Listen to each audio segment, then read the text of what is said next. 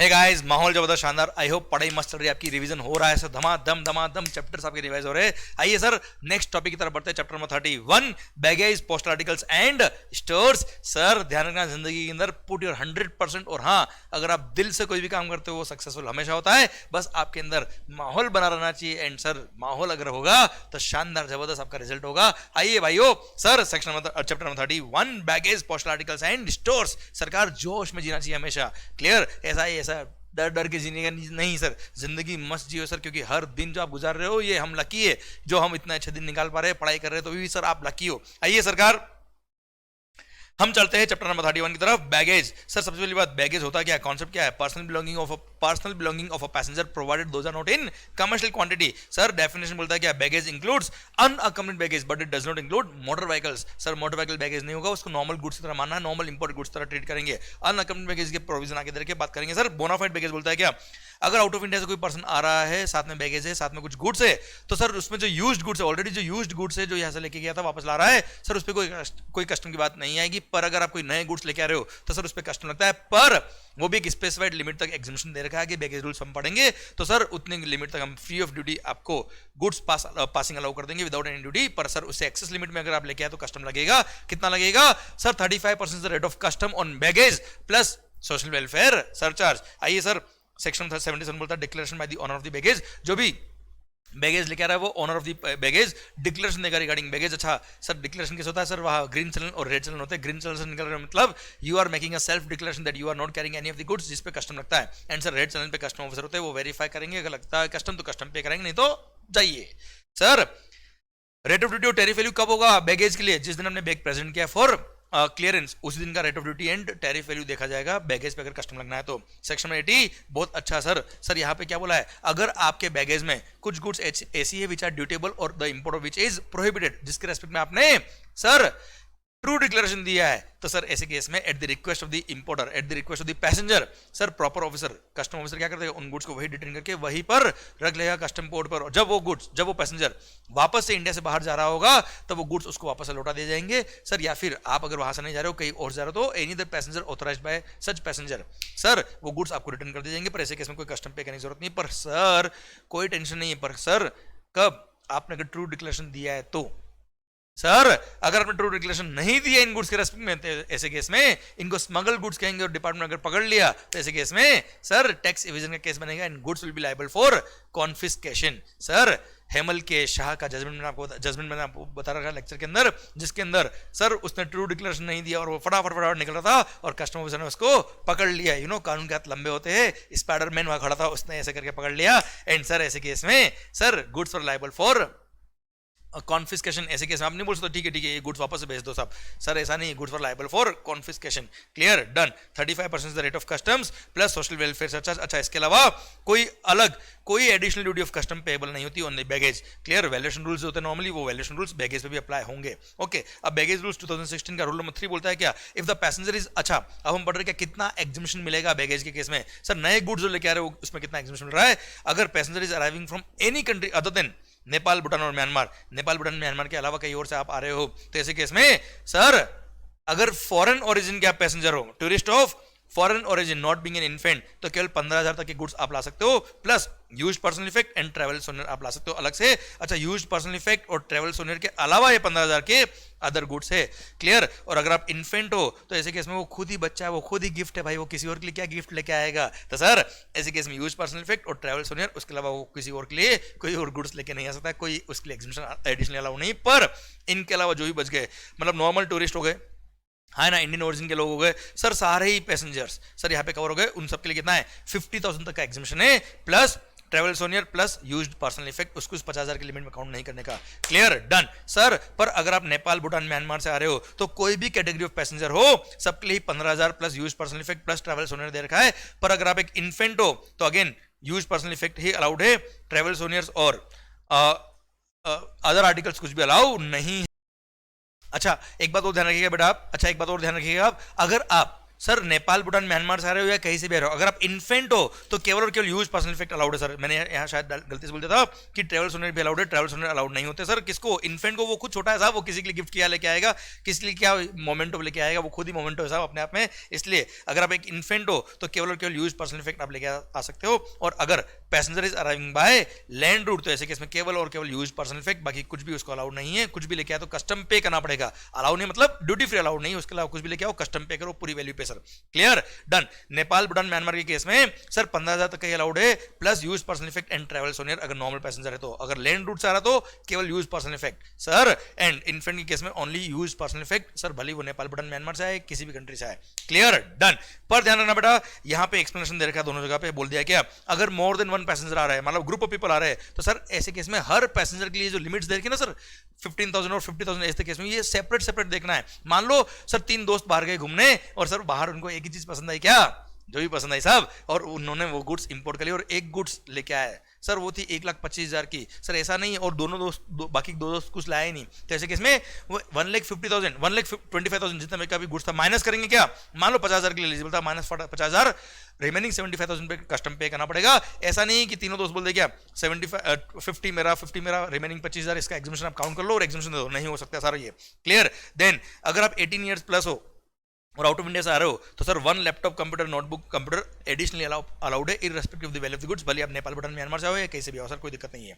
Clear? अच्छा, अब यहाँ पे जो मैंने मॉनिटरी लिमिट बताई 50,000 या 15,000, जो भी रूल नंबर 3 और 4 में मैंने बताया आपको सर, ये 50,000 15,000 का जो लिमिट मैंने आपको बताया है, this is for all the articles other than the articles covered in annexure 1।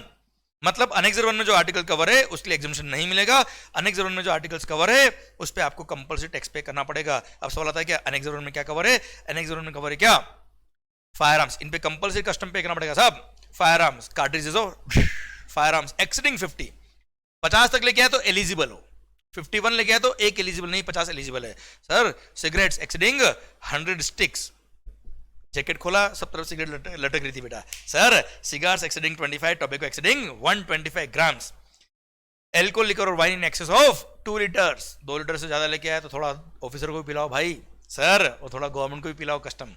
Then gold और silver in any form other than ornaments, flat panel television मतलब एलसीडी एलईडी आप प्लाज्मा टीवी आप लेके आए आउट ऑफ इंडिया से तो उस पर कंपल्सरी कस्टम पे करना है। अच्छा देना बेटा, जैसे for example wine up to 2 litres sir, वो एनेक्सर 1 में कवर नहीं है। एक्सेस में जो है मानो 3 लीटर लेके आए बेटा आप दारू, तो 1 लीटर एनेक्सर 1 में कवर है, 2 लीटर कवर नहीं है।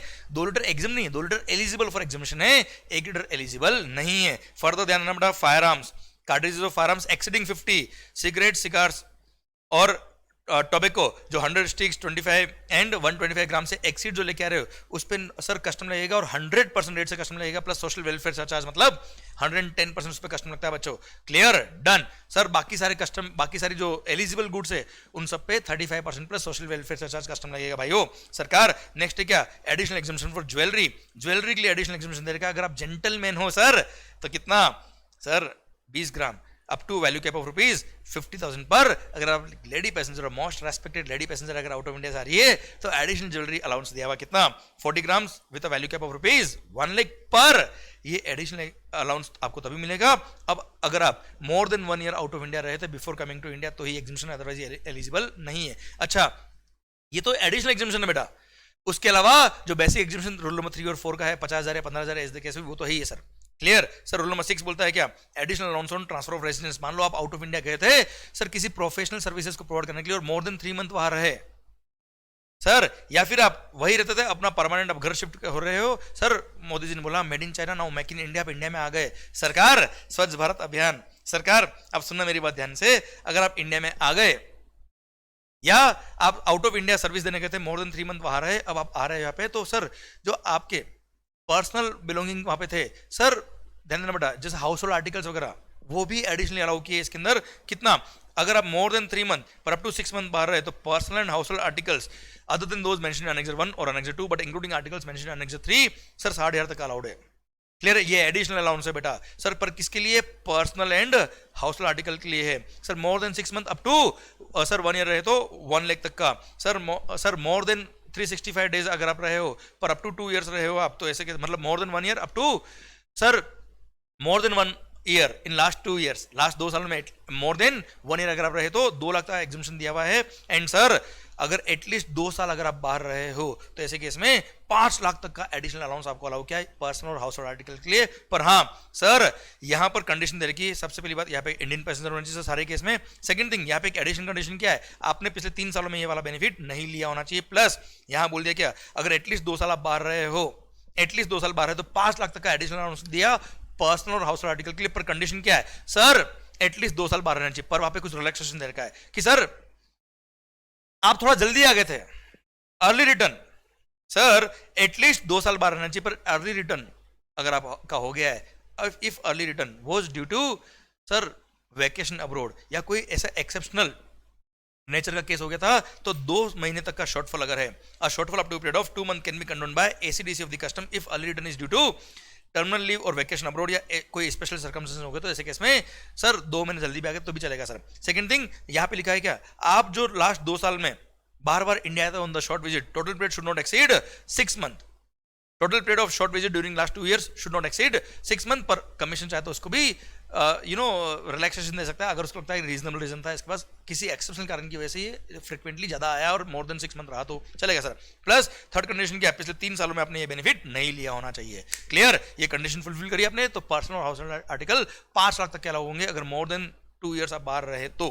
सरकार आइए करेंसी के लिए रेफर करिए फेमा। सर रूल नंबर 8 बोलता है कि प्रोविजन रिगार्डिंग अनअकम्पनीड बैगेज, मान लो बैगेज पहले आ गया आप बाद में आए, या आप आगे बैग बाद में, कितने बाद में आए भाई, 4 साल बाद में आए क्या, कपड़े छोटे पड़ जाएंगे साहब। इसलिए यहां लिमिट दे दी कि अगर मान लो सर पैसेंजर पहले आ गया और बैगेज बाद में आ रहा है तो baggage should be dispatched with in 1 month of his arrival plus further extension जो एसीडीसी अलाउ करता है रीजनेबल केस में। सर सेकंड केस, बैग पहले आ गया आप बाद में आ रहे हो, तो सर ऐसे केस में यू शुड लैंड, आप आ जाना चाहिए with in 2 month from the 2 month from before the arrival of the passenger. सरकार सुनना क्या बोला है भाई, ओ भाई बैग पहले आ गया आप बाद में आ रहे हो तो आप कितने टाइम में आ जाना चाहिए, 2 महीने के अंदर, जिस दिन बैग आया उसके 2 महीने के अंदर आप आ जाना चाहिए। प्लस एसीडीसी चाहे तो एक्सेप्शनल नेचर का केस अगर है तो सर आपको फर्दर टाइम दे सकता है, but total period should not exceed 1 year। जैसे कोई एक्सीडेंट हो गया, सुनामी वगैरह आ गया या कोई भी इस तरह का कोई एक्सेप्शनल नेचर का केस हो तो वो फर्दर एक्सटेंशन दे सकते हैं, but total period should not exceed 1 year।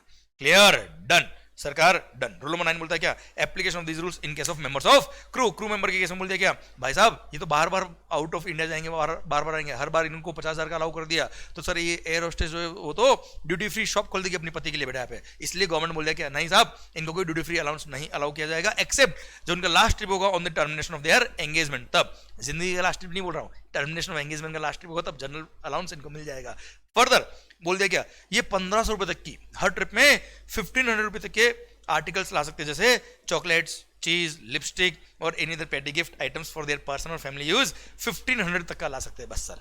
Clear, 1500 में 2 लिपस्टिक नहीं आती है ना बेटा, अब हाँ क्या कर रहे हो, पढ़ाई में ध्यान लगाओ, लिपस्टिक में ध्यान क्या लगा रहे हो सर आप।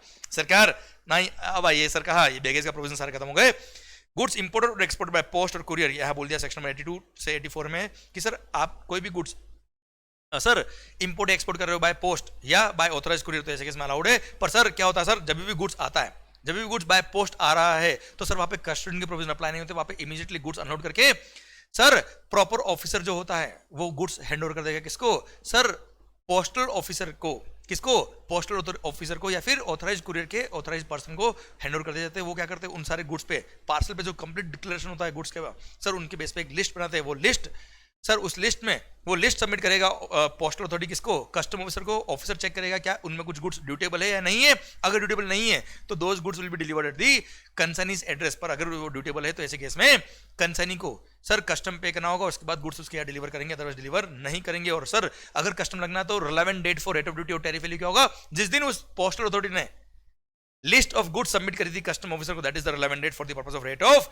ड्यूटी। और अगर मान लो कोई गुड्स आउट ऑफ इंडिया जा रहा है, एक्सपोर्ट हो रहा है, तो द वेसल कैरिंग सर, तो इस केस में sir relevant date for export क्या होगा, सर जिस दिन आपने पोस्टल अथॉरिटी को गुड्स डिलीवर किया था, किसको, पोस्टल अथॉरिटी को, एक्सपोर्ट के केस में that is the relevant date for rate of duty in case of goods exported by post, अगर बाय पोस्ट एक्सपोर्ट कर रहे हो तो। अच्छा एक बात ध्यान रखना बेटा, इंपोर्ट के केस में बोला था क्या, जिस दिन आपने लिस्ट सबमिट करी टू दी, जिस दिन पोस्टल अथॉरिटी ने लिस्ट सबमिट करी कस्टम ऑफिसर को, that is the relevant date for rate of duty. पर अगर मान लो वेसल जो है वो बाद में आया है, sir vessel carrying the postal mail bags, वो अगर बाद में आया तो ऐसे केस में जब वेसल अराइव होगा that is the relevant date for rate of duty in case of goods imported by post. Okay sir, in case of stores, sir stores क्या होता है, stores means parts and accessories, fuel and other consumables on board the aircraft or vessel, whether required for immediate use or not. Sir, stores can be shifted from one vessel to another vessel, but only after the permission of the custom authorities. Sir custom officer से permission लेके वो एक vessel से दूसरे vessel में with in the Indian territory goods को shift कर सकते हैं.